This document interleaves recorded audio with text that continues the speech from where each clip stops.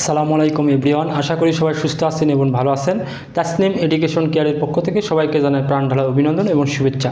প্রিয় শিক্ষার্থী বন্ধুগণ, দেখতে দেখতে আমরা 36 নম্বর ক্লাসে এসে পৌঁছে গেছি। আজকে আমরা শিখব কমপ্লেক্স সেন্টেন্স সম্পর্কে। প্রিয় শিক্ষার্থী বন্ধুগণ, কমপ্লেক্স সেন্টেন্স অর্থাৎ জটিল বাক্য, যে সেন্টেন্সে একটি প্রিন্সিপাল ক্লজ এবং এক বা একাধিক সাবঅর্ডিনেট অর্থাৎ সাবঅর্ডিনেট যাকে বলা হয় সাবঅর্ডিনেট ক্লজ থাকে তাকে কমপ্লেক্স সেন্টেন্স বা জটিল বাক্য বলে। প্রিয় শিক্ষার্থী বন্ধুগণ, এখানে আমরা তিনটি ওয়ার্ড বা শব্দ নতুন পাবো। একটা হচ্ছে প্রিন্সিপাল, একটা হচ্ছে সাবঅর্ডিনেট, একটা পাবো আমরা ক্লজ। প্রিয় শিক্ষার্থী বন্ধুগণ, আমরা মনে রাখবো প্রিন্সিপাল মানে প্রধান বা স্বাধীন এবং সাবঅর্ডিনেট মানে অপ্রধান অর্থাৎ পরাধীন যাকে বলা হয় অধীন। প্রিয় শিক্ষার্থী বন্ধুগণ, ক্লজ এই জিনিসটা কি? একটি সেন্টেন্সের একটি অংশকেই বলা হবে ক্লজ, যেখানে অবশ্যই একটি সাবজেক্ট এবং একটি ভার্ব থাকবে, তাকেই বলা হবে ক্লজ। অর্থাৎ অনেক বড় একটা সেন্টেন্স, কিন্তু এই সেন্টেন্সের যদি একটি সাবজেক্ট এবং একটি ভার্ব থাকে, সেই একটি অংশকেই আমরা বলবো ক্লজ।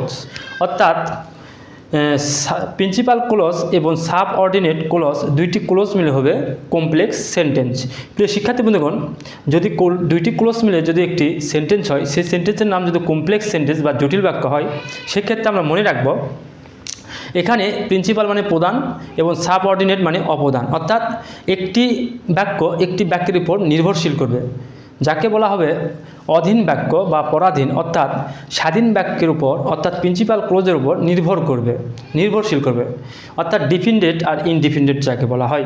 প্রিয় শিক্ষার্থী বন্ধুগণ, সেক্ষেত্রে আমরা মনে রাখবো যে সাবঅর্ডিনেট ক্লজ অর্থাৎ পরাধীন যেটা, অধীন যেটা নির্ভরশীল করবে আর কি বলছে, এই ক্লজগুলো সচরাচর who, what, when, whom, why, which, where, how, wherever, that, if, please, in, case, sin, because, so that, in such a way that, while, unless, till, until, though, although, before, after ইত্যাদি word যুক্ত subordinate ক্লজটা শুরু হবে।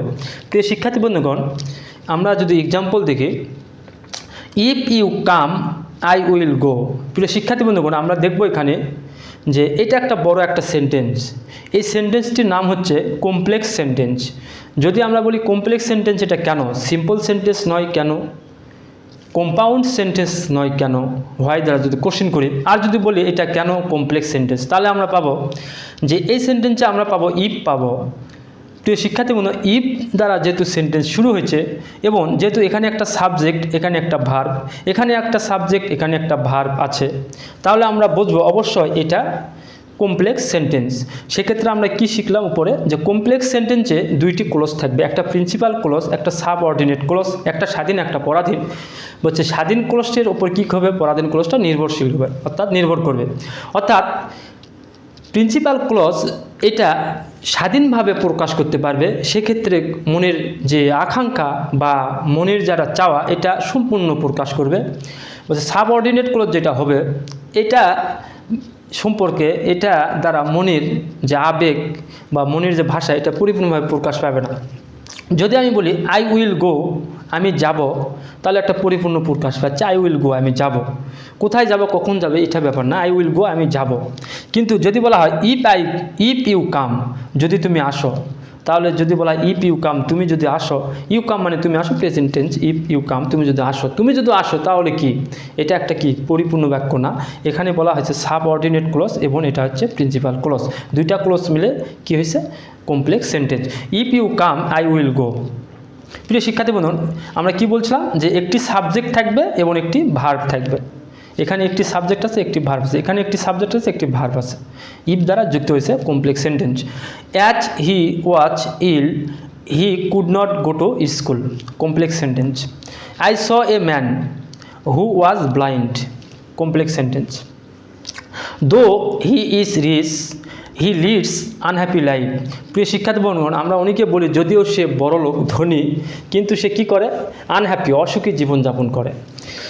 I saw a beautiful bird which was flying on the sky. প্রিয় শিক্ষার্থী বন্ধুগণ, আজকে আমরা শিখলাম কমপ্লেক্স সেন্টেন্স কাকে বলে, সহজ ভাষায় সহজভাবে শিখলাম আমরা। সামনেতে ইনশাল্লাহ আমরা শিখব কম্পাউন্ড সেন্টেন্স কাকে বলে। প্রিয় শিক্ষার্থী বন্ধু, আজকে এ পর্যন্তই। আমাদের তাসনিম এডুকেশন কেয়ার চ্যানেলটি আপনারা অবশ্যই সাবস্ক্রাইব করবেন, লাইক কমেন্ট শেয়ার করে আমাদেরকে উৎসাহিত করবেন, এবং আলমগীর হোসেন নামে আপনারা আইডি পাবেন এবং তাসনিম এডুকেশন কেয়ারের নামে পেজ পাবেন। আসসালামু আলাইকুম রহমতুল্লাহ।